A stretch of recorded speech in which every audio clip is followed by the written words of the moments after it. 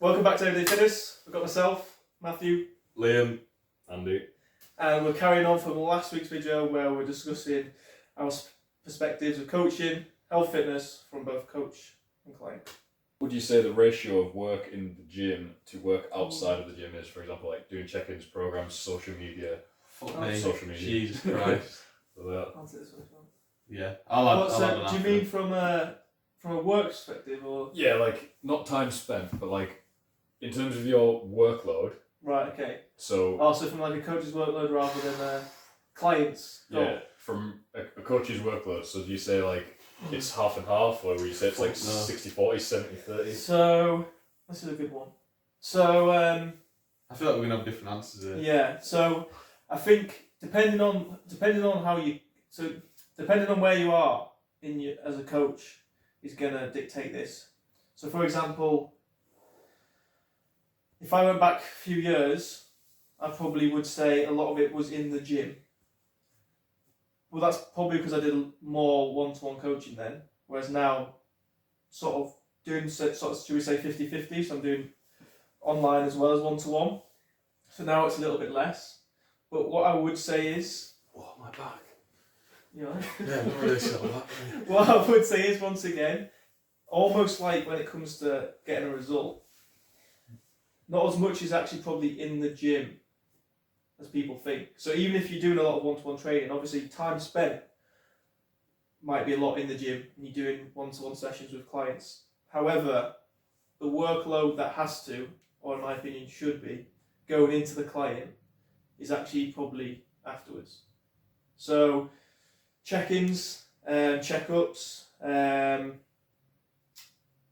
if they've got something that, so say someone comes to you and they've got something you've not seen before, how are you going to go about, you've got to go where you've got to learn that shit, or you've got to refer out, just your own general learning, which I think a lot of people in the fitness industry are absolutely terrible at, so you've got to go away and you've got to do your own learning, your own knowledge, which takes time, and then obviously if you're trying to drive social media, then you've got to put a lot of effort into that, which also takes a lot more time than I think people think. I wish I had like the analytics. I reckon for me now personally, I'd probably say 70-30 in terms of 30 in the gym. For me, so Matt said first of all that when he was maybe a few years ago, that when he initially started coaching, it would be more in the gym, which is usually pretty understandable. However, I don't know how long I'm in coaching now for. We'll be coming up to a year soon, so I'm still relatively new. However, my sort of analytics and time spent in the gym is probably a lot less than people would maybe start off at, just because even though I do one-to-one coaching like primarily, I'd say the split of one-to-one to online coaching is probably 70-30 roughly. So I've got a few online clients now, but I want to ensure that my service is as best as possible. So that is why I spend as minimal time in the gym as possible. Any time that I have to, obviously I'll be there. But time spent at home for me is easier because I can work more. So this is where social media posts will be made. Sort of a new fat loss program that I'm bringing in, my ebook, my recipe book, stuff like that. Things that people don't even see. But then you release them and like, oh shit, that's pretty decent. But again, it's just sort of like working on service as opposed to sort of feeding the naive people and going, oh yeah, I just do 1 hour sessions and that's it. I go home and chill out. Yeah. I'd say for me, the split is genuinely probably the same. So I thought our answers would have differed slightly, but mine's probably 70-30 as well. Now, that is probably because of the time spent on the other, so the external factors like social media and stuff. That shit takes ages, man. And I know me and Matt post like daily, and that's not just, I don't read my own posts, mate. They're for you to read and to learn from. And I'm always trying to like think of what the next best thing to do to provide like a better service. So that is why we do podcasts as well. That is just one of the services. So that time spent now that we're recording, and all the previous other videos is another sort of added sort of thing outside of the gym.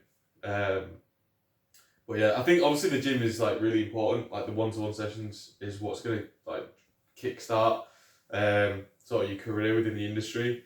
Or as soon as you get like your feet, is it feet under the carpet? Is that like a term? Feet under the Yeah, carpet. that's like a trip over, isn't it? What's the term? Get your foot through the door. Foot in Yeah, the that's door. it. Like, We're gonna cut that out. So as soon as you get like your foot through the door with it, Keeping that in there. feet under the carpet. So as soon as you get your foot in the door with it, and as long as you're sort of like getting good results, okay, so you're building on your like testimonials as well, like more clients will come, and then obviously the service on the side is not only gonna sort of enable you to grow business wise as well, but it's also gonna enable you to sort of basically better yourself, and the learning as well. What Matt said is genuinely essential. Most people again feel like as soon as they're qualified as a PT, then that's it, mate. I know it all now. Unfortunately, it's fucking not, mate, because you don't do a maths GCSE and you're not a mathematician, are you? So it's just, I know that from the client's perspective, it's like, well, what is it? There's 168 hours in a week. yeah, And I'm in the gym between 6 and 8 hours a week, so that leaves 160 other hours that it's still going towards the goal, yeah, but it's not in the gym. Like, Yeah. it's sorting out sleep, it's doing nutrition, it's doing all this, Yeah, like, it's- just getting steps in. it's wild. It's Yeah. like 99% not in the gym. Yeah. Yeah, It's like check-ins, like online check-ins and stuff. Like they can take like an hour for one person, depending on how much you gotta do. So yeah. I'd love to know the time spent, but it's a good job we enjoy what we do, innit? Well, yeah, good question. Yeah. So this is maybe a controversial one. yes. But we love it, don't we? So, people involved in the fitness industry, so in particular, what do you feel now that they do wrong or poorly in terms of addressing or like helping the public? I think a lot of them kind of have this attitude of, like, look at me. Mm-hmm. To arrogance a little bit. Yeah. Like, look at me, I'm on steroids. You can get this without steroids. Yeah. Yeah. Like, mate, no, you can't fuck off. Yeah. It's lying. Like, It's deceit, isn't it? yeah, people who. It's just lying. Like, Yeah. I'm not saying you guys do it at all, Mhm. but you see it on Instagram. Like, Do you think also it's almost like giving false expectations? false expectation, false hope. Yeah. Like, you can't get like these people are unless you are. Mhm. Unless you have nothing else Yeah. to do, ever. Yeah. Like, it is impossible. Yeah. Yeah. It's like I like to try and be as honest as I can as well. And I'm not saying by any means like what I've achieved in my sort of journey is anything crazy, but like literally for like the last sort of 4 years, I would say, including sort of obviously my job, but within my job is obviously my own training, fitness, health. I would say 80-90% have been given to that. Yeah. And I'll happily admit that. So that's obviously a shitload of time and effort, and majority of my day has been given to that. And I'd like to try and be as honest as I can about that.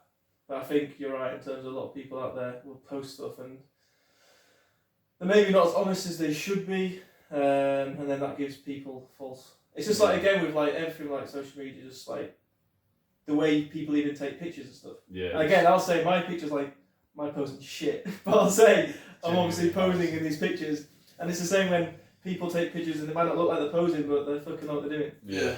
As well, it's like when the they're being paid to promote something Yeah. and they probably don't use it Yeah. themselves, like Fit Tea Mhm. and like Yeah, these fucking fan mobile it's like your past video. Yeah. It's just like they're not. So something that I think a lot of them do wrong. Most of that you see on Instagram is they're not genuine. Mhm. Like, Yeah. you can't trust them, and if you can't trust someone, why are you going to do what they tell you to do? Yeah. Yeah, yeah. Sort of thing. another thing might be like when you see someone who's a PT and they're not like physically fit. Yeah. Right, yeah. It's like Yeah. like lead by example. Yeah. Yeah. Sort of What do you thing. mean? I suppose it's similar with anything. So if you were, for example, in a class of being taught like a skill, so like manual labour or something. So I know you used to do roofing or something. If your manager or whoever's leading it doesn't know what the fuck they're doing, No. or like they don't have the tools or something, they don't have the means of sort of teaching you, then you can be like, hang on a minute, should you not be this and this? Do you know what I mean? Yeah. So it's sort of ensuring that you, not in terms of genuinely just coaching, obviously it does come into it, but you have somebody there that is either proven in what they do or they know what they're talking about basically. So I know obviously with you, you've gained weight, I've lost weight, that's fantastic, right? But do we know what we're talking about? That is what else you need to assess. Like Yeah. it's all good putting on a bit of weight, like he's obviously not put on too much, like and it's all good losing weight, but at the same time you need to know, I think in my opinion you need to show both. So you need to show that you are in physical fit state and also that you know what you're talking about essentially, and not just you can talk the talk and blag it, but I mean like you actually know what you're talking about. And this is why we do like extracurricular like learning and stuff. So whilst we're just on the subject to that, if you're sort of like a coach and you're watching this, maybe you stumbled across it, then go to the Muscle Mentors website and sign up for that coaching.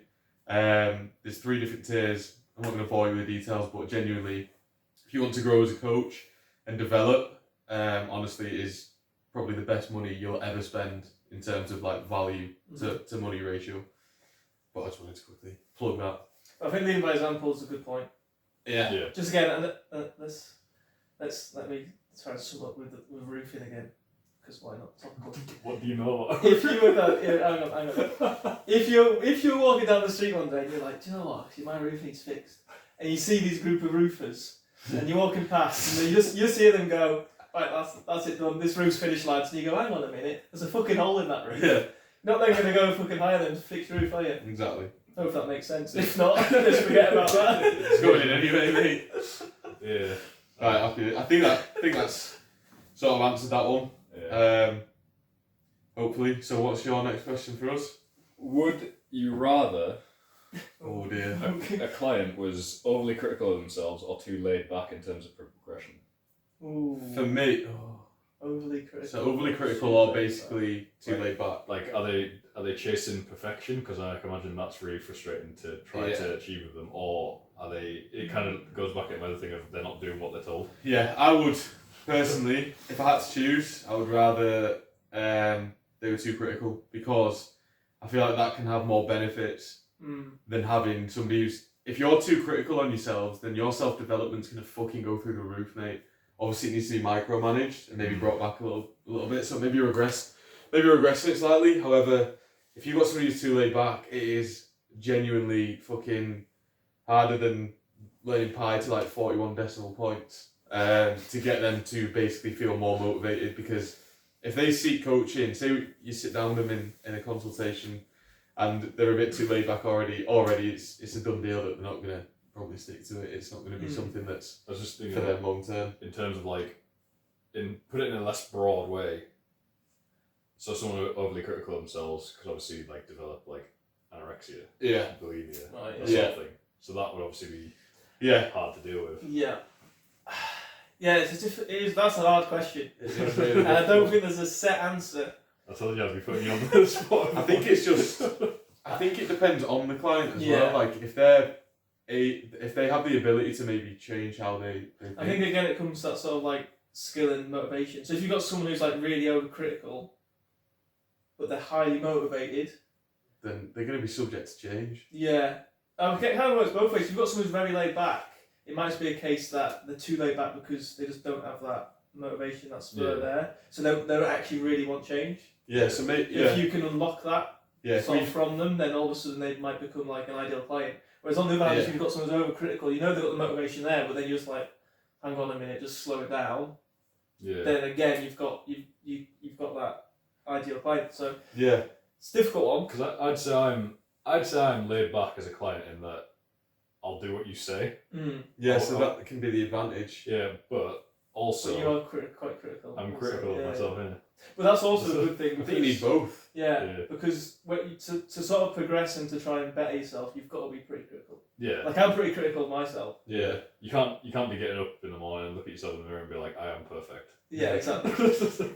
He does it now and again, but Daily. It's a joke, by the way. that was a good question. Yeah, it really was. Hard to answer, like. Yeah, it was. Fuck me. Sorry, Al. So, last question from us. Okay, so just to sort of summarise, what makes a good coach for you? So if you were to sort of like, you always have to say my name. So. Yeah. But what sort of aspects? What would you want from a coach? Well, it's like summing up my last answer, I suppose. They need to be knowledgeable. They need to know what they're doing. Yeah. There's no point in having someone who knows just as much as you coaching you. It makes no sense. Yeah. You should lead by example, I think.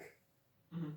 Like, for example, if Matt was out every night getting absolutely hammered, I wouldn't be like, I'm going to do what this guy says, because again, it just doesn't make sense. Mm-hmm. They should have a positive attitude, because if as a client I wasn't making progress, not that that's ever happened. It's stacked. But if I wasn't making progress, and like in my check-in video on a Sunday morning, you were like, "You need to sort your shit out, Andy. You're a waste of space. I hate you." Yeah. Like it wouldn't be very good, would it? It's not ideal. Not that any coach should do that. Like. No, but I can imagine some might. Yeah. I imagine some are probably pretty. Yeah, Harsh. like harsh. Yeah. It's just you don't want that. Yeah. Obviously, like an all-encompassing, knows about nutrition, knows about exercise in the gym, knows about sleep, all the important factors. Basically, not like the ideal human. Yeah. Just like just out of complete interest, how do you like measure that? Do you know what I mean? So say for example like Yeah, that's a good question actually. say for example like you were following someone on social media. How would you gauge? It's not really a tangible thing, is it? So how do you assess that somebody's a good coach over a bad coach? Well, but in terms of like showing their knowledge, like right. Say for example, we'll use the Instagram example again. Say there's two coaches on Instagram, and one of them, the feed was just those pictures of him with his shirt off flexing in the mirror. Yeah. He's just a dickhead who's narcissistic, isn't he? Yeah. Yeah. Like, and then if it's someone who's putting up information that you can learn from and take on board rather than just like, oh, this is what you could look like. Yeah. Because they're just showing off. Yeah. Like, you can tell the difference between someone who just wants people to look at them and someone who actually genuinely wants to help people. Yeah. I think. Yeah, you're probably right, to be fair. There is obviously, maybe not so much now because a lot of people do go to the gym, but it definitely used to be a thing where people who went to the gym were probably seen as being quite narcissistic. Yeah, because it looked naively quite egotistical, didn't it? For people to train and look after the fucking health. Imagine it. Yeah, for example, now people know that it's a good thing to do. Like me. Yeah. I'm not doing it to look. I'm not doing it to pull birds on the beach. I've got a girlfriend. Like I'm doing it because it makes me feel better. Yeah. I'm not either, I promise. That's what I know. Spring break over in America right now. Yeah. So Spring break, woo! Party, Chad Hogan. Right. So yeah, that was probably a good answer. So yeah, me and Matt or at least that. Well, no, Matt does. I don't know why I was going to do that. Me and Matt post on social media, obviously, quite frequently. You guys take the piss out yourselves as well. Yeah. Which is like, it's it's endearing quality. I try and keep social media not too encompassed with just focusing primarily on do this, this is good for this. It's kind of like an 80-20 swing, I'd say. Mm-hmm. So just try to keep it relaxed and bringing in the memes, but educational as well, so people look at them and go, that's actually funny as fuck. But it's also true, do you know what I mean? And it keeps the reader interested as well. Nobody wants to read, like you said. Somebody's got the kit off in a mirror and they go, like that, and it's got a post saying, yeah man, so I had like 4 bananas this morning, and like all this shit. Nobody wants to sit and read that, man. People want to take something away from it, because nobody's clicking off the phone and going, do you know what, that lad had 4 fucking bananas, man. I might have 4 bananas too, and I'll look like him, because it's not going to fucking happen, mate. But as long as you can take something from the post, like in all seriousness, there's going to be a benefit. So that's why I do it. I don't also do it to go, yeah, look how good my social media is, man. I do loads on, I'm well active, me. I just do it because it's something that I enjoy doing and giving like that as a service, effectively. I imagine that's probably the same for you. Yeah.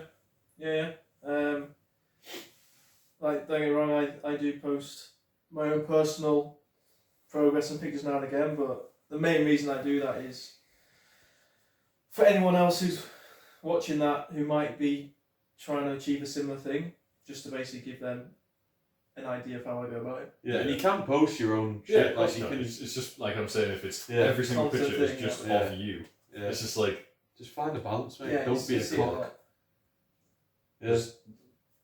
Yeah, because you're gonna get a lot of people probably unfollowing you. Yeah, a lot of coaches do it as well. Like, honestly, it's all over Instagram. They've got PT in there, and you think, oh, fucking hell. I mean, even though we have, both of us, I've realised that is quite hypocritical, but I'll be kicked off every 2 minutes in the pictures. So just be wary of who you'd follow as well, I'd say. Because if they have, like Andy said, just sort of maybe a bit self-obsessed, yikes if I say that, maybe just have a look through and see, are they giving like informative, good quality, educational information out? If not, unfollow, mate, because you don't need to follow it. You know that. You don't have to be friends with everybody. Do you think it's really important for people to know that progress won't come easily? Yeah. 100%. Honestly, mate, the amount of times I've been asked how fast can How long will it take? Yeah, how long will it take? How fast can I do it? How many how many days do I need to train? Like, what? It's like Alan from Ireland. You can't, that isn't tangible either in my eyes. You can't just get progress, man. It doesn't just happen. Like, it is genuinely cliche. Literally, you're about to just say a lot of cliches, but you have to genuinely believe in the process. Like, it is genuinely a journey that is it's gonna be full of ups and downs. It's not gonna be linear. Like, if your goal is weight loss or muscle gain, it's not gonna be weight loss down, muscle gain up. It's just not going to happen, mate. It's peaks and troughs, mate. So what I'd say is that's probably one of the most frustrating questions, I'd say, for me. But in terms of sort of how long it will take and what to do when somebody says that, I just try to be as informative as possible. So like, I try to be like, it's not just going to be like, it's not going to happen, you need to do this, think about these factors, and then they're like, fuck. And then that's sort of like, not so I'm like showing off and being like, oh my god, look how much I know about this, man. It's just so like people are aware that like, fuck, It's American. Yeah, it's always American, man.